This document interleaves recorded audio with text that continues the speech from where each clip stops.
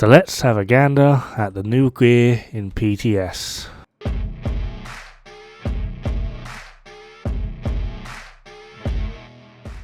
Right, obviously, spoilers ahead. So we have a new named LMG called the Big Show. This comes with Perfect Thunderstrike, deals 40% extra damage to shocked targets. This is an amplifier, works the same way in which Sadist does, as well as Ignited and Eyeless. We also have pretty much the exact same thing on an SMG. The base model for the LMG is the MG5, exact same as Sleipnir, and the SMG is the MP5 series. So you've got MP5ST, MP5A2, MP5N. What one of those in the middle, I'm not too sure, but it's an MP5. They're both pretty good in terms of their base values. The MG5s for LMGs are pretty powerful. They're not that great, but they are still pretty good as an LMG, and the MP5s are a pretty decent middle ground SMG.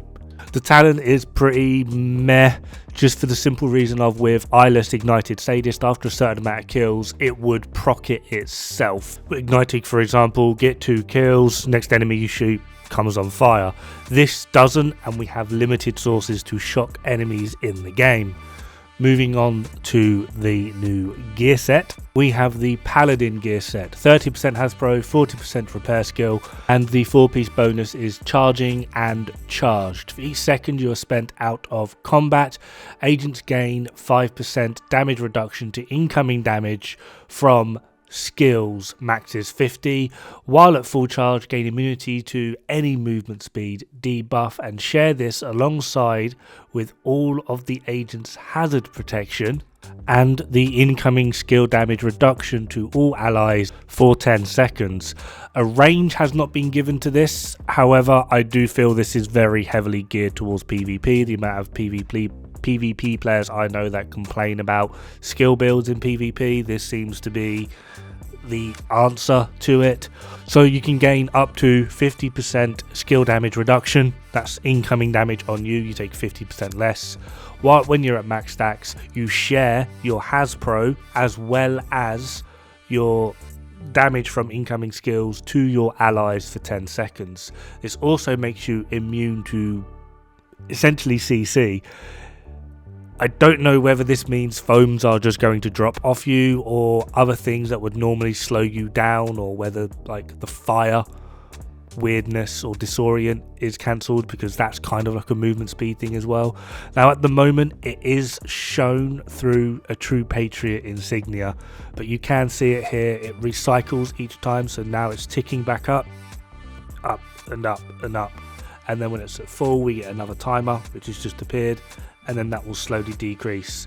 So the build up is your skill damage reduction, and then that 10-second buff timer is when it's shared with your allies.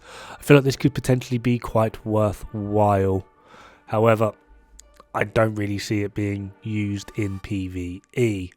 Now the backpack will increase the stacking, going from 5% to 10%, which means you double the rate in which you increase the buff, and the chest will allow you to go from a 50% max to a 70% max, which is pretty damn powerful.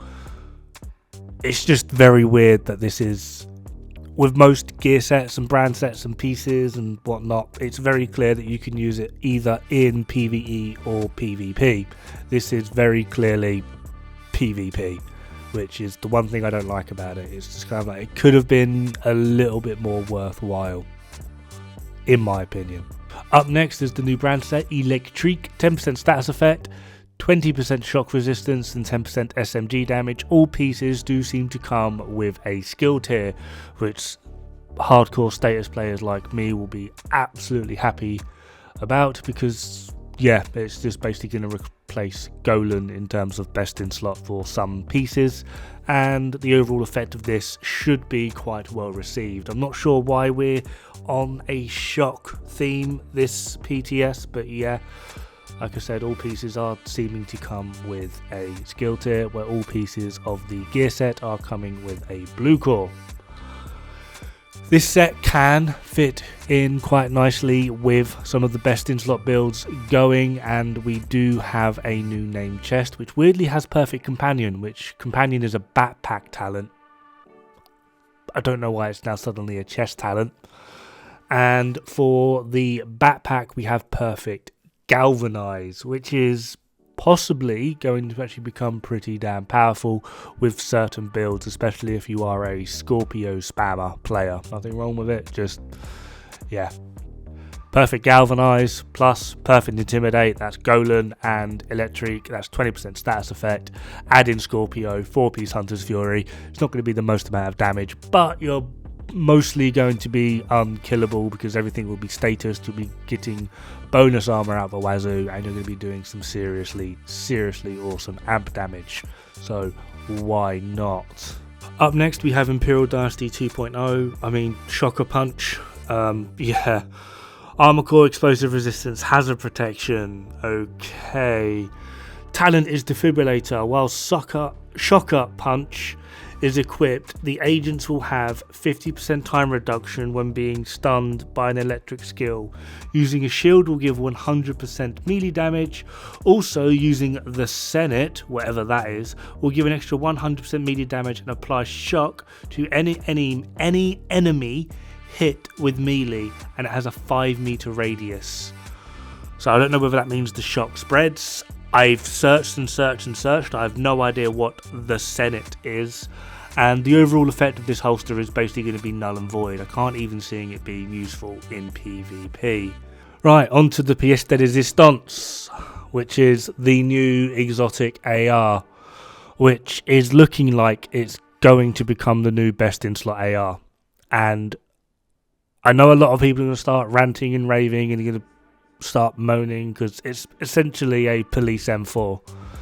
It's called St. Elmo's Rod or something, and the talent on it, which a lot of people are liking, is actually ridiculously weak. Despite the fact that this entire PTS and this new update is all themed around shock, the only reliable source of shock we actually have is still Scorpio and Shock Trap, not St. Elmo's, simply because of the amount that you've got to go through to even get it in the first place. Why St. Elmo's is looking like it's going to become the new best in slot AR is for a really simple reason. See, I've managed to actually get damage to targets out of cover on it. It did come with fire rate, which I believe is meant to be the base standard of what this actually drops with, but you can re-roll it at the moment. It does seem to be they're keeping that in. As to whether or not it's worthwhile or not, I'll leave to you. And the talent is Actum Est. Shooting enemy with a weapon will give 1 stack. At 100 stacks, the next magazine will be filled with shock ammo. In comparison to how reliable Scorpio is with proccing shock or even a shock trap, this is actually not that reliable. But where this weapon shines is just this. The sight, 20% critical hit damage. The grip is 20% handling, and the muzzle is 20% critical hit chance. This basically means you're able to get near enough strained just from base, because you no longer need to build to like 50% crit chance and then use the attachments to get the remaining 10%. You can now use 40% crit chance and then just put the rest into crit damage. Add a little bit of headshot in if you want, maybe some more weapon handling, whatever it is you want.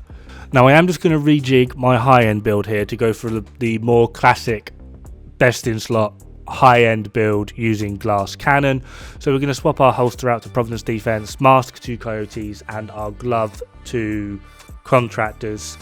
Going to put a FAMAS on, and we're going to get ourselves to 60% crit chance, and I believe we end up with like 161 critical hit damage. Adding in the fact that I'm running Killer on my FAMAS, that puts us to 201%. Now the difference here is when I swap it to St. Elmo's, which I'm getting to it, I'm kind of rushing through. When I put it to St. Elmo's, we end up at 176 critical hit damage, but we are, for all intensive purposes, despite the fact that it doesn't show, we are at 70% crit chance, which means I can lose 10% to put ourselves back to the cap. Now, it will require some careful jigging of the build, simply just because of where we're running 3-piece Providence. The 10% I would need to lose would be from the brand set bonus, which is going to be obviously quite annoying to do. But then this also in turn means that I could run 2-piece Walker Harris with it. It also means that something like, I can't believe I'm going to say it, Ninja Bike Backpack suddenly just got so much more viable, just because you're able to make up the extras with just one weapon. Not saying Ninja Bike is going to become best in slot, I'm just saying if you're using St. Elmo's and Ninja Bike, it will be better than how bad it already was. St. Elmo's, depending on the build, will become probably the new best in slot AR. Not because of the weapon, it's a police M4, not because the talent is awesome or bad. It's going to become best in slot because of its attachments and what those attachments allow you to negate. Anyway, that is going to do it for the gear that's in the PTS at the moment. Have fun, good luck, don't die. It's bad for the squirrels. The health, it's bad for the health.